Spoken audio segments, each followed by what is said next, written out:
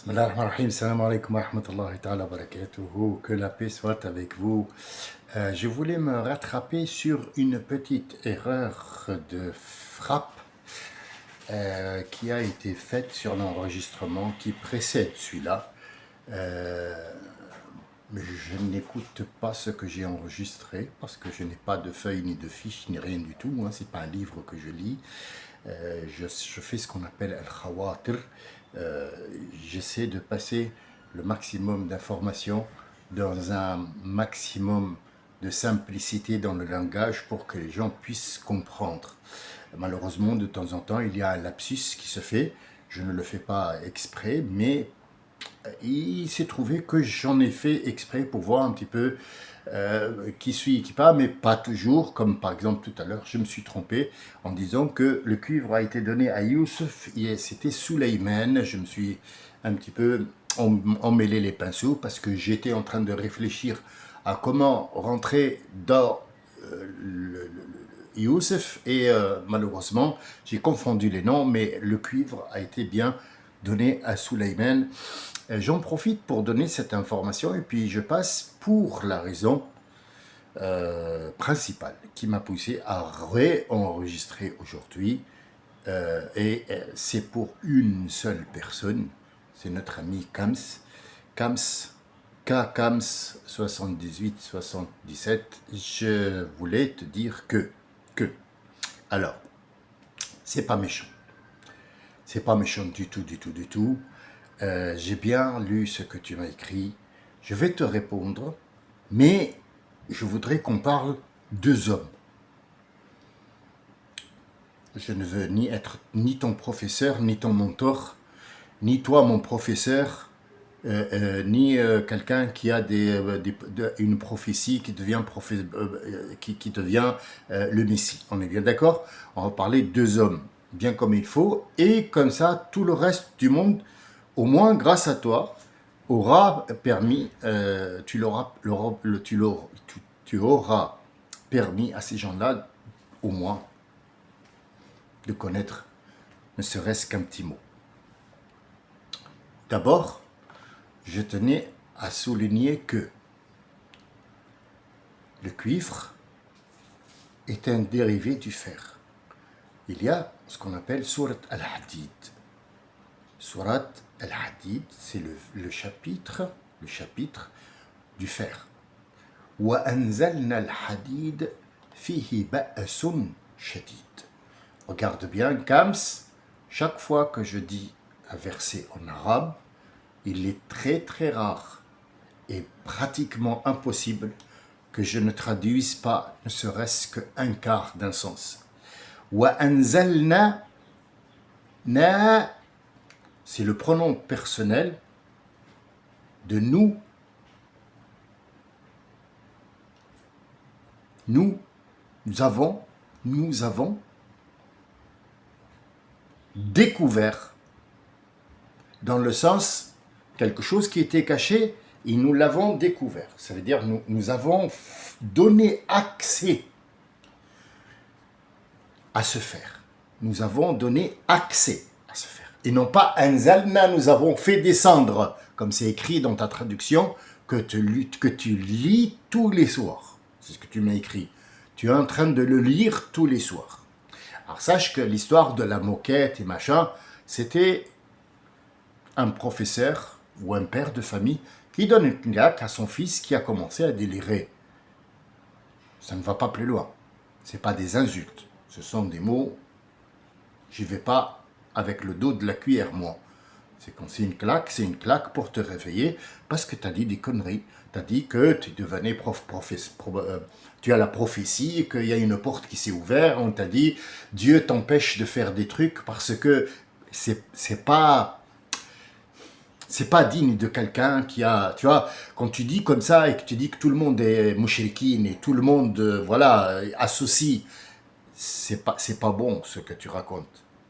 Ce que tu dis, c'est pas bon. Lire le Coran et le comprendre et le mettre en pratique n'ont aucun rapport. C'est pas pareil du tout. Alors, ce que je voulais souligner aujourd'hui, je termine avec l'histoire de l'Hadid pour que les gens puissent comprendre ce que c'est. Wa anzalna al-hadid. Anzalna, ça ne veut pas dire on a fait descendre du ciel du fer. Pas du tout. Le fer a été dans la terre depuis des milliards d'années. Tu es créé de terre, donc ton corps a besoin de fer. Et ce fer-là, tu l'as de la terre qui donne, comme les épinards, les haricots, les machins, ont du fer. Est-ce que tu crois que tu es en train de croquer un morceau de ferraille? Non, ce sont des molécules de fer. Donc voilà. Wa anzalna al-hadid, nous avons, nous, c'est-à-dire Allah Azza wa Jal et ses attributs, ont fait en sorte que l'être humain découvre ce fer. C'est une découverte. Anzalna, ça veut dire il découvre le fer. Fihi ba'sun shadid. Alors qu'est-ce que c'est que ce ba's? C'est quoi le ba's? Al-ba's, c'est tout le malheur. Par exemple, les Nord-Africains en général, ou bien même les Arabes en général, disent « Ah, la baisse, la baisse ».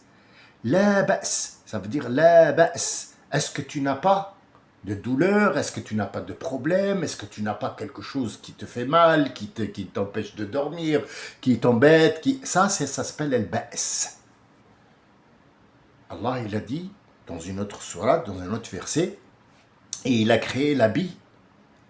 Il a créé l'habit pour vous couvrir votre ba's. Qu'est-ce que c'est que ça? Ba's, c'est quoi? En fait, chaque fois qu'on se découvre, cet appareil génétique que tu crois, toi, joli et beau, que ce soit chez la femme ou l'homme, c'est un ba's. Ça nous rappelle qu'on n'en avait pas ça. On n'avait pas besoin de ça. Parce qu'aller aux toilettes, c'est pas une partie de plaisir. Déféquer, faire pipi, c'est pas une partie de plaisir. Mais alhamdoulilah, Allah, il a fait en sorte que qui ne rote et ne pète est voué à l'explosion. C'est comme ça. Et donc, al-ba's, c'est tout ce qui englobe tout ça. La pudeur, la douleur, le gêne, le problème, tout ça, ça s'appelle al-ba's. Donc, quand on voit quelqu'un, on dit la ba's. On pose la question. Est-ce que tu as quelque chose de tout cela? Non, alhamdoulilah, je n'ai rien de tout ça. La ba's. Il n'y a pas de ba's. Le ba's, c'est tous les malheurs, en fait. Bien. Wa anzalna al-hadid, nous avons fait en sorte que l'être humain découvre cette ferraille, ce fer, et il y a beaucoup de malheurs dans ce fer. Qu'est-ce que c'est que le malheur de ce fer? Réfléchis. Oh, tu es en 2025. Les malheurs, ils viennent d'où? Disons qu'on va prendre un seul exemple, on ne va pas prendre tous les exemples. Travailler le fer, ça veut dire sortir des matières ferreuses, donc en fait les dérivés. L'inox, la tôle, l'aluminium, le zinc, et j'en passe, jusqu'à arriver à la matière qui s'appelle le cuivre, qui est un dérivé du fer. Et le cuivre, c'est un processus très très long pour pouvoir arriver au cuivre qui nous a délivré du plomb. Et oui, le plomb, c'est un dérivé qui a fait mourir des centaines et des centaines et des milliards de gens, ce plomb-là. Par exemple, le za'baq aussi. Za'baq, c'est un dérivé de ce fer-là. Za'baq, c'est le mercure qui se trouve, par exemple, dans les anciens thermomètres avant les premiers et qui était un truc, mais terriblement néfaste pour l'être humain. Et d'ailleurs, on l'utilise pour séparer l'or de ses impuretés pour pouvoir sortir cet or-là. Et on lâche ce mercure dans l'eau qui va tuer les poissons. Qui a fait sortir ce mercure? Et à quoi il sert ce mercure? À quoi il sert cet inox, cet acier? Fihi ba'sun shadid. Donc Allah, quand il parle, les mots que tu lis le soir, que tu ne comprends pas du tout, que tu ne comprends pas, il faut absolument chercher le sens du mot. Et je m'adresse à toi. J'ai pris l'expression pour te dire, je lis tout. Tu m'écris, tu m'as dit, je lis tous les soirs ce livre. Alors, sache que le Coran, ce n'est pas un livre. Tu vois, tu as beaucoup de choses à apprendre. Il ne faut jamais se prendre pour quelqu'un qui a la science infuse quand tu ne sais pas lire ni comprendre l'arabe, et tu es en train de lire des écrits qui ont été traduits par quelqu'un en français, qui ont été traduits littéralement. Il n'y a pas de sens dedans. Ce livre que tu as raison de dire tu lis un livre, parce que ce que tu lis, c'est un livre. C'est une traduction de quelqu'un qui a écrit. Le mot livre en arabe n'existe pas, al-kitab. Al-kitab, ce n'est pas ça. C'est pas un kitab. Ça, c'est un ensemble de feuilles. C'est un manuscrit. Mais Allah ne t'a jamais parlé du manuscrit comme étant des feuilles. Ce n'est pas des feuilles qui parlent. Si toi tu parles des feuilles, ça, si tu dis que ça c'est un livre, moi je te dis que ça c'est une bibliothèque. Ce n'est pas un livre. Et je vais te dire un truc, c'est la plus grande bibliothèque du monde. Parce qu'à chaque fois, à chaque mot que tu sors, tu vas écrire énormément de livres. Toi, tu vas écrire des livres. Lui, c'est pas un livre. C'est un ensemble de bibliothèques. Pas une bibliothèque, c'est des milliards de bibliothèques que tu vas écrire à travers ces écrits-là, qui sont les paroles de Dieu. Livre, tu ne peux pas dire que le Coran est un livre. Le Coran, Al-Rasoul sallallahu alayhi wa sallam, notre prophète, Aïcha disait, c'est le Coran qui marche. C'est le Coran qui marche. Et le Rasoul, il dit, lisez-le, comprenez-le, essayez d'en sortir votre vie. C'est toute ta vie qui est là-dedans. Ne sous-estime pas ça et ne l'appelle pas livre. Je vais t'expliquer quelque chose que tout le monde va, Inch'Allah, en profiter.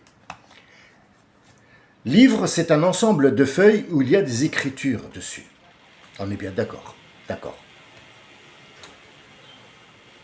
Al-Kitab, en arabe, littéraire, je vais t'expliquer qu'est-ce que c'est Kitab, que tu as traduit par le mot livre. Al-Kitab, c'est un ensemble de choses, minimum deux, que tu lis ensemble et ça donne quelque chose.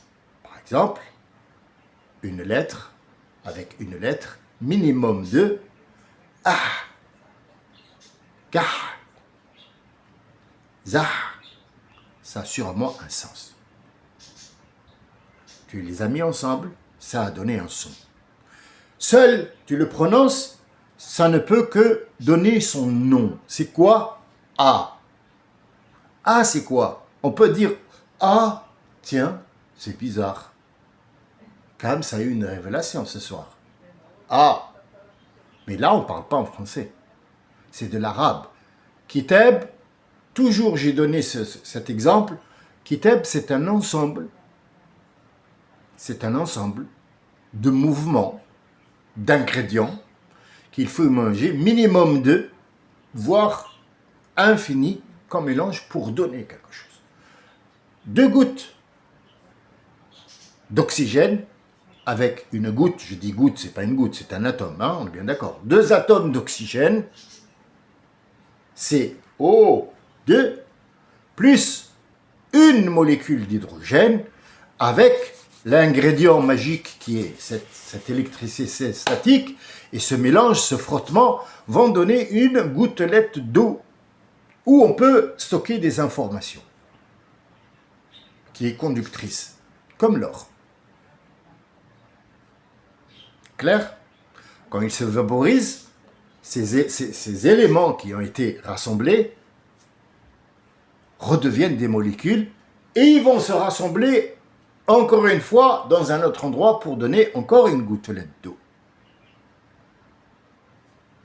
Ça s'appelle kitab. C'est ça le kitab. Le kitab, c'est que dans ce manuscrit, il y a plusieurs kitab, des milliards de kitab.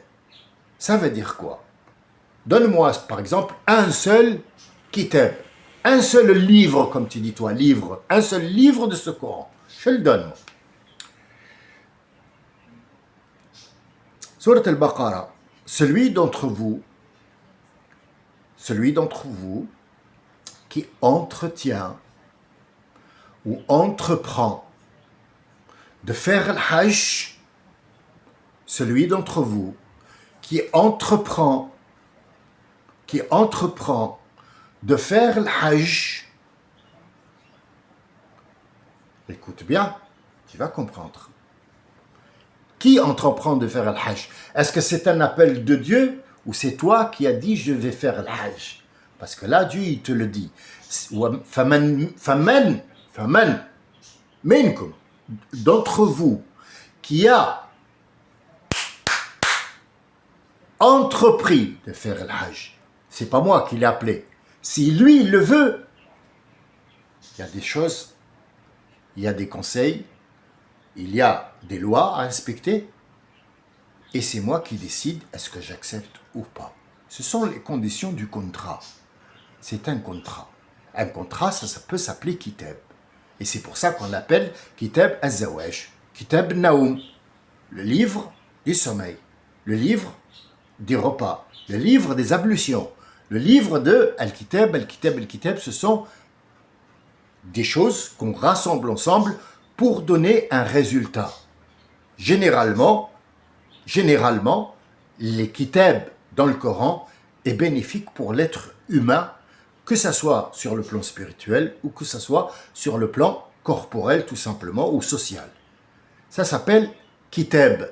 Ce que tu me décris, toi, c'est un livre. C'est quelqu'un qui a écrit ce qu'il pense. Donc tu es en train de lire les explications d'un autre. Montre-moi, toi, qu'est-ce que tu as fait de ce livre? Tu me le balances tu me dis le songe. Songe, ce sont des hallucinations. Ça n'a rien à voir avec Ro'ye, avec ce que Youssef a vu. Une vision, c'est pas un songe. Le songe, ce sont des hallucinations qui sont provoquées parfois même par un champignon. Donc tu vois, même en français, t'es pas méchant. Je le sais que t'es pas méchant. Tu veux faire bien. Voilà, ça se voit. Moi, je t'ai massacré et t'as pas bronché, t'as pas dit un gros mot. Ça se voit que t'es de bonne famille, t'es de bonne foi. Mais le problème, c'est que tu te prends pour ce que tu n'es pas et tu veux absolument devenir professeur parce que tu as découvert la foi et que tu veux vraiment la passer aux gens. Pour passer la foi aux gens, faut vraiment être quelqu'un qui a du bagage, parce que tu parles de وَجَعَلْنَاهُ قُرْآنًا عَرَبِيًّا. C'est ce que tu trouves en premier dans Sourate Youssef. Ce que je vais et c'est pas le seul endroit où il a écrit que ce Coran est en arabe. Je l'ai fait exprès qu'il soit en arabe pour des choses que tu ne comprends pas, toi, être humain. Moi, je suis Dieu, j'aurais pu le faire en hébreu. J'aurais pu vous le donner en tel et tel. Mais non, c'est en arabe, parce qu'il y a des sens qui n'existent pas dans le langage français. C'est ça le problème que tu ne veux pas comprendre. Ce que tu ne peux pas comprendre, c'est pas qu'on se moque de toi, ou on te rabaisse, c'est pas ça le problème. Le problème, c'est que tu dois parler en arabe, et tu ne dois pas dire tous les gens, ils sont dans le shirk, parce qu'il n'y a que toi qui est dans le bon sens. Ça, tu ne peux pas dire ça. Tu ne peux pas. Si tu fais un rappel, tu parles au nom de tout le monde. Tu dis, oui, les gens, ils ont les gens. Rasoul même a dit, même le prophète, alayhi salatu salam, il a dit, Ya Rabbi, Ummati, il parle de Ummati. Elle a pris ce Coran en perdition. Tu vois, je te l'ai traduit en français. Ça ne veut rien dire. Tu veux que je te le traduise vraiment, ce que le prophète a dit? Ya Rabbi, les gens de Ummati, ils ont délaissé ce Coran. Est-ce qu'il parle de tout le monde? Moi, je fais partie de quel Ummah? De Ummat Muhammad. Et pourtant, je suis en train de lire des mots, de les expliquer aux gens comme je peux, avec la puissance que j'ai. Je n'ai pas beaucoup de puissance. Je suis à 2 chevaux. Maintenant, on est à 600 avec une Lamborghini. Apparemment, il y a 600 chevaux juste pour le démarrage. Après, on passe à 2500 chevaux. Moi, je suis à 2 chevaux tout simplement. Donc voilà, fiscal, je parle, attention. Hein. Bien, donc voilà, Kams, cousin, fiston, frérot, reprends-toi en main, s'il te plaît. Essaye d'apprendre le maximum. Tu as le temps. C'est pas le temps qui va te manquer. Le temps, il passe. Que tu sois là ou que tu sois pas là, le temps, il passe. Mais n'insulte pas les gens en les mettant tous dans le même sac et en disant que tu es le seul à avoir compris la vie et le Coran et toi tu l'appelles livre. Déjà, en arabe, on dit Menifqtu bayn asha. Menifqtu bayn asha. Je te défie, moi, en tant que Sami, je te défie de m'expliquer ça. Menifqtu bayn asha. Voilà, je te l'ai dit. C'est un dicton arabe. Menifqatihi. Menifqatihi. Akluhu fihi bayan. Voilà, je te l'ai traduit en arabe aussi, littéraire. Allez, donne-moi ta réponse. J'attends ta réponse, Inch'Allah. Tu nous as permis, alhamdoulilah, barakallahu fik, tu nous as permis, malgré que ce que tu as dit est maladroitement fait, mais bon, bah voilà, tu as essayé, tu as trouvé quelqu'un qui t'a malheureusement remis en place, peut-être c'est ce que tu cherches. Peut-être cherche Dieu, peut-être que tu le trouves, mais tu es en lui. Hein? C'est pas lui qui est en toi. Sache-le, tu as fait une faute aussi l'autre fois. Dieu n'est pas en toi. Parce que si Dieu est en toi, ça veut dire que c'est une molécule. Réveille-toi et regarde bien ce que tu dis. Parce que ce que tu dis, attention, il n'est pas passé ou tombé dans l'oreille d'un sourd ou de quelqu'un de malvoyant. Tous les gens lisent, mais tous les gens ne te répondront pas. Il y a des gens qui ont envie de te répondre, mais par respect à moi, sur cette chaîne, on est 14, 15 personnes, tout simplement. Voilà, ils ne te répondront pas parce que pour eux, tu les saoules. Mais ils ont une bonne raison. C'est que tu dis n'importe quoi. Apprends à ne pas dire n'importe quoi. Apprends, s'il te plaît, à rester à ta place jusqu'à ce que tu prennes l'information et que tu en sois conscient. Conscient. Sois conscient de qui tu es. Sois conscient de ce que tu dois faire. Et dis-toi, est-ce que j'ai le droit de dire, moi je te réponds oui, mais est-ce que tu as le savoir? Si tu n'as pas le savoir, ne tiens pas des fils électriques entre les mains parce que tu vas avoir un coup de jus, mais alors de tous les fruits. Hein. Le jus que tu vas avoir, c'est pas du jus de fraise, mon ami. Donc si tu n'es pas électricien, tu ne seras pas au courant. Ça vient vite, hein. La claque, vite tu la prends. Donc arrête d'avoir des hallucinations et parle comme un homme. Pose des questions. Quand tu auras toutes les réponses, tu feras le tri dans ta tête, que tu veux donner une information, ouvre une chaîne et donne des informations aux gens et sache que chaque information que tu vas donner, tu vas la prendre sur le dos. Si elle est fausse, c'est toi qui vas prendre. Et comme dirait notre ami, que Dieu le garde, Jacques Brel, au suivant, au suivant, au suivant. Salam alaikum wa rahmatullahi ta'ala wa barakatuhu. Garde le cap, fiston. Garde le cap. Et ne mélange pas les cuillères et les pinceaux. Salam alaikum wa rahmatullahi ta'ala wa barakatuhu.